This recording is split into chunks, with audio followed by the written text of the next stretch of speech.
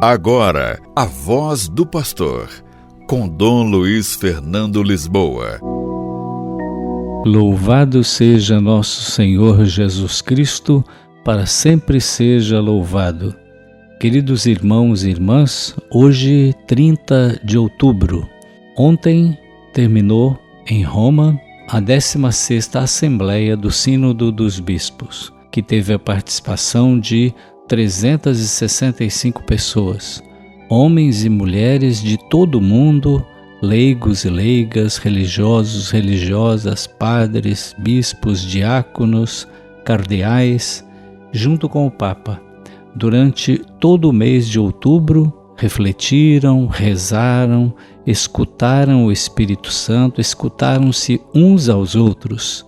E na noite de sábado passado foi apresentado um relatório de síntese que tem como, quem sabe, um tema forte uma igreja que envolve todos e está próxima das feridas do mundo.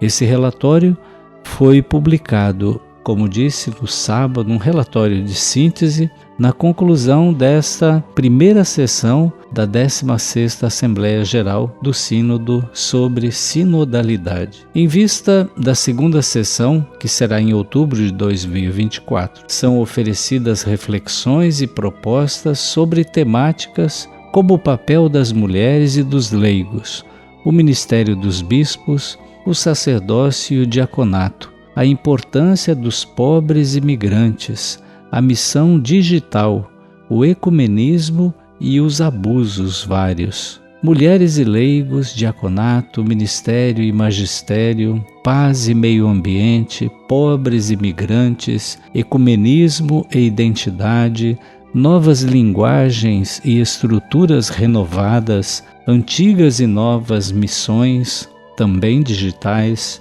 ouvir todos e aprofundar, não superficialmente, sobre tudo, mesmo as questões mais polêmicas. Há um olhar renovado sobre o mundo e a Igreja e as suas instâncias, no relatório de síntese aprovado e publicado neste sábado, dia 28, pela 16ª Assembleia Geral do Sínodo sobre a Sinodalidade. Após 4 semanas de trabalho, que começaram a 4 de outubro na Sala São Paulo VI, o evento eclesial conclui neste domingo, dia 29, no Vaticano, a sua primeira sessão.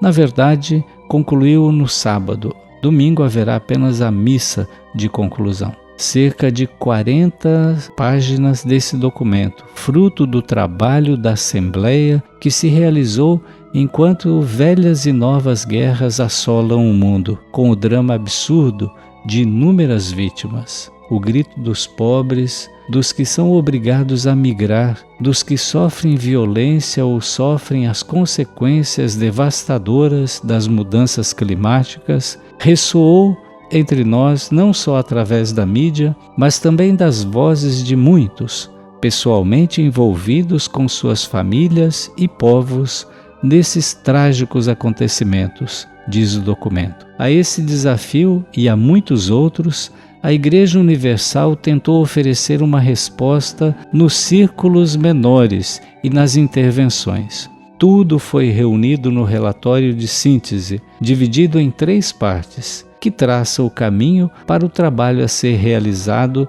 na segunda sessão em 2024. Como na carta ao povo de Deus, a Assembleia Sinodal reafirmou a abertura para ouvir e acompanhar todos, inclusive aqueles que sofreram abusos e ferimentos na Igreja. Ao longo do caminho a ser percorrido, rumo à reconciliação e à justiça, é preciso abordar as condições estruturais que permitiram tais abusos e fazer gestos concretos de penitência, diz o documento. A sinodalidade é o primeiro passo, um termo que os próprios participantes do sínodo admitem ser desconhecido para muitos membros do povo de Deus e desperta confusão e preocupação em alguns. Entre aqueles que temem um afastamento da tradição, um rebaixamento da natureza hierárquica da Igreja, uma perda de poder ou, ao contrário, imobilidade e falta de coragem para mudar. Em vez disso,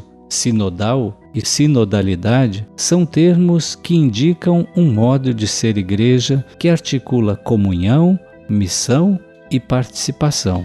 Portanto, uma maneira de viver a igreja valorizando as diferenças e devolvendo o envolvimento ativo de todos e todas. Começando pelos presbíteros e bispos, uma igreja sinodal não pode prescindir de suas vozes, se lê-nos no documento. Precisamos entender as razões da resistência à sinodalidade por parte de alguns deles. A sinodalidade ainda de mãos dadas com a missão.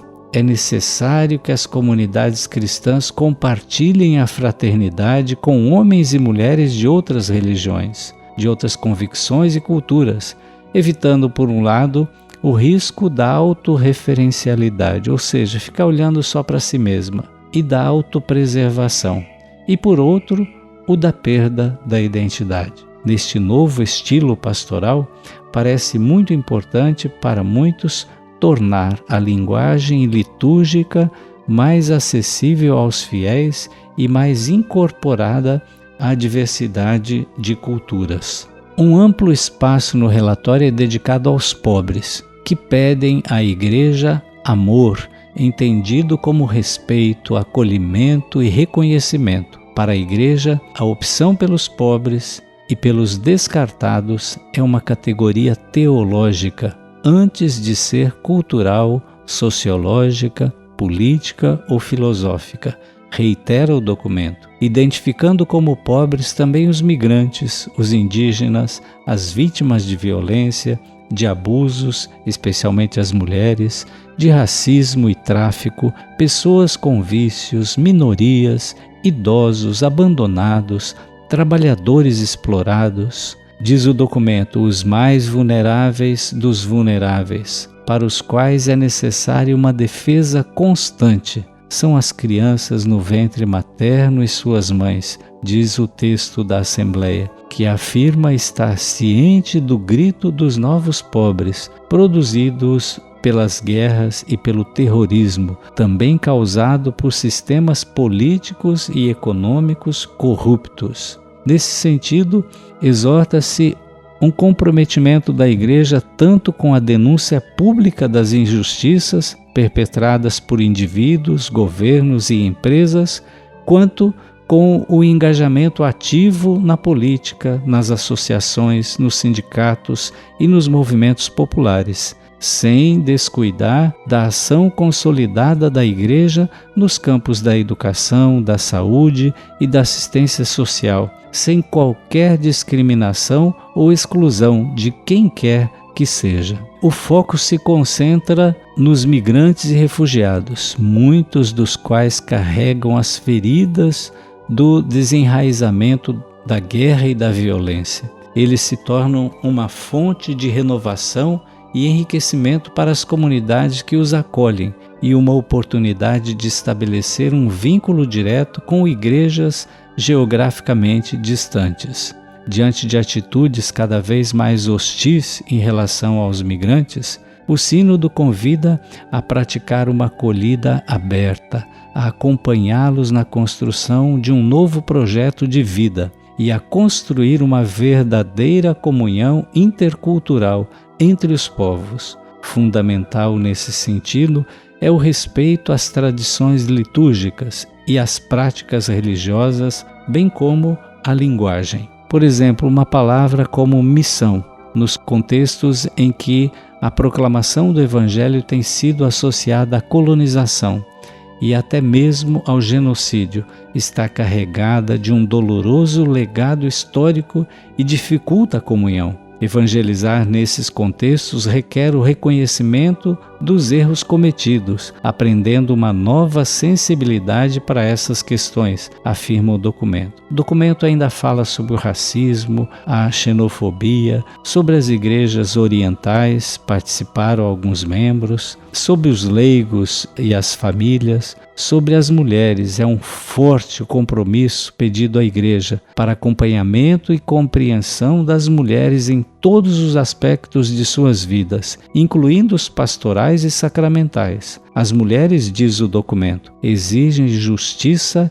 em uma sociedade marcada pela violência sexual e desigualdades econômicas e pela tendência de tratá-las como objetos. O acompanhamento e a forte promoção das mulheres andam de mãos dadas. Como vemos, também o documento fala do clericalismo e do machismo, da possibilidade do diaconato feminino, discriminações e abusos, enfim. É um documento que nos leva a refletir. Nós vamos continuar refletindo esse documento até a segunda sessão, que será em outubro próximo. Nós vamos voltar muitas vezes a esse tema, a esse documento, aqui nesse espaço. O Senhor esteja convosco, Ele está no meio de nós.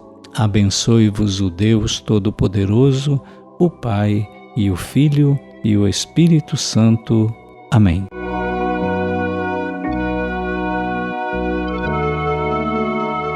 A Voz do Pastor, com Dom Luiz Fernando Lisboa.